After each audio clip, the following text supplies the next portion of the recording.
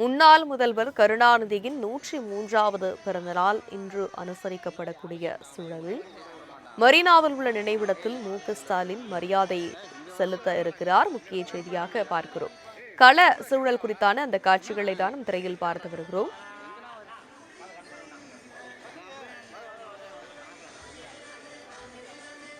முன்னாள் முதலமைச்சர் ஸ்டாலின் முன்னாள் முதல்வர் கருணாநிதியின் 103வது பிறந்தநாளையொட்டி அவரது நினைவிடத்தில் மரியாதை செலுத்துவதற்காக முன்னாள் அமைச்சர்கள் புடைசூழ அவர் வருகை தரக்கூடிய அந்த நேரலை காட்சிகளை திரையில் பார்க்கிறோம்.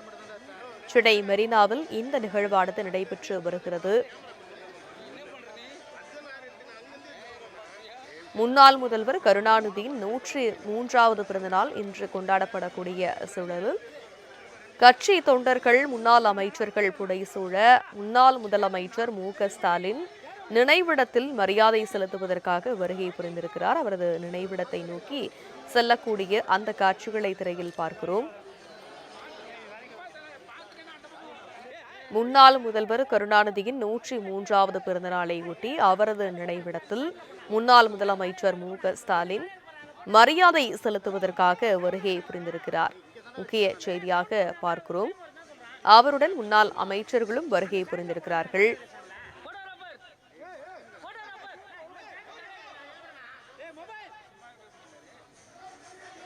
திமுக தொண்டர்கள், திமுகவில் இருக்கக்கூடிய முக்கிய நிர்வாகிகள், முன்னாள் அமைச்சர்கள், எம்பிகள் உள்ளிட்ட பலர் வருகை புரிந்து அங்கு மரியாதை செலுத்துகின்றனர். முன்னாள் முதல்வர் கருணாநிதியின் நினைவிடத்தில் முன்னாள் முதலமைச்சர் ஸ்டாலின் மரியாதை செலுத்தி வரக்கூடிய அந்த காட்சிகளை திரையில் பார்க்கிறோம். விவரங்களை செய்தியாளர் செலினா விவரிக்க கேட்கலாம். செலினா, வணக்கம். மெரினாவில் உள்ள நினைவிடத்தில் ஸ்டாலின் மரியாதை செலுத்தி வருகிறார். அவருடன் யார் யாரெல்லாம் அந்த இடத்தில் இருக்கிறார்கள்? விவரம் என்ன?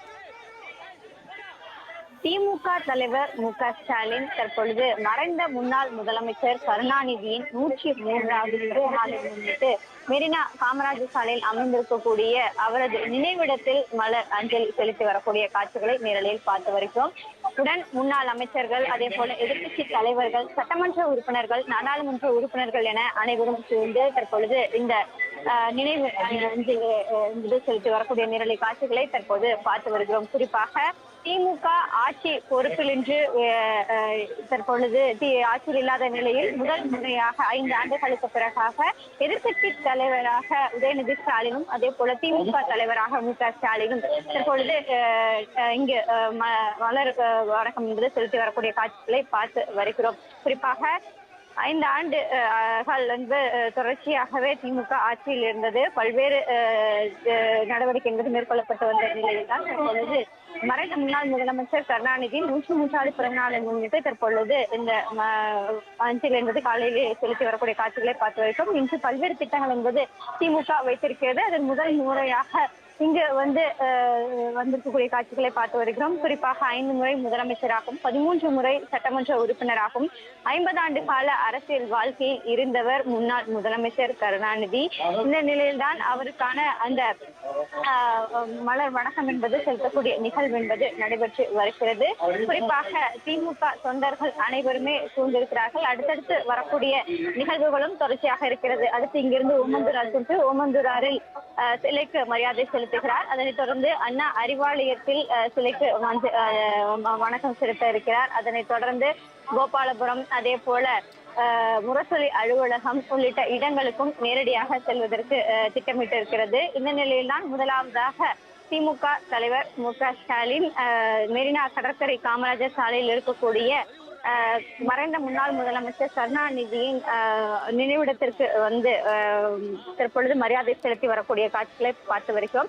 அதற்கு முன்னதாக அண்ணா நினைவிடத்திற்கும் சென்று மரியாதை செலுத்தியிருந்தார். அதனைத் தொடர்ந்தான் தற்பொழுது இங்கு மரியாதை செலுத்தக்கூடிய காட்சிகளை பார்த்து வருகிறோம். குறிப்பாக 1938களில் இருந்தே இந்தி கட்டாய பாடமாக்கக்கூடிய ராஜாஜியின் முடிவுக்கு மாநிலம் முழுவதும் கடும் எதிர்ப்பு தெரிவித்து வந்த நிலையில் திருவாரூரில் வீதியில் இறங்கி வாருங்கள் என்று தனது 14 வயதிலேயே சிறுவனாய் தமிழ் அன்னைக்காக போராட்டம் களம் கண்டதே அவர் தொடங்கிய முதல் போராட்டமாக பார்க்கப்படுகிறது. கருணாநிதியின் பொது வாழ்வு என்பது 50 ஆண்டு காலம் இருக்கக்கூடிய நிலையில் மாணவ வயதிலேயே அவர் தொடங்கிய மாணவநேசன் என்ற முரசொலி நாளிதழ், அதே போல நாடகம், கதை, திரைக்கதை, பாடல்கள், வசனம், அதே போல சமூக நீதி கருத்துக்கள் என 94 வரை தொடர்ச்சியாகவே எழுதி கொண்டே இருந்தார்.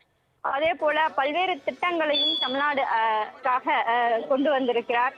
திமுக தோற்றதில்லை என்று 1957 தொடர்ச்சியாகவே பொது தேர்தலில் சந்தித்து 112 இடங்களில் போட்டியிட்ட திமுக 15 இடங்களில் தான் வெற்றிட்டது. அப்போது குறிப்பாக நான் போட்டியிட்ட அனைத்து தேர்தல்களிலுமே வெற்றியை கண்டவர் கருணாநிதி. இந்த நிலையில் தான் தொடர்ந்து 13 முறை சட்டமன்ற உறுப்பினராகவும் அதே போல 5 முறை முதலமைச்சர் என்ற பல்வேறு பதவிகளையும் வகித்திருக்கிறார். அமைச்சர், அதே போல முதலமைச்சர் உள்ளிட்ட பதவிகளில் தொடர்ச்சியாகவே இருந்து வந்திருக்கிறார். அரசு விழாக்களில் தமிழ்தாய் வாழ்த்து கட்டாயம், அதே போல மாநில முதல்வர்களுக்கு கொடியேற்றக்கூடிய அதிகாரம், மனிதனுக்கு மனிதனை சுமக்கக்கூடிய கை ரிக்ஷா ஒழிப்பு, வாக்காளர்களாக இருந்த பெண்களை மக்கள் பிரதிநிதிகளாக மாற்ற பெண்களுக்கு உள்ளாட்சி அமைப்புகளில் ஒதுக்கீடு, கல்வி, வேலை, சொத்து என அனைத்திலும் பெண்களுக்கான உரிமையை நிலைநாட்டி சமத்துவத்திற்கு வித்திட்டவர் கருணாநிதி.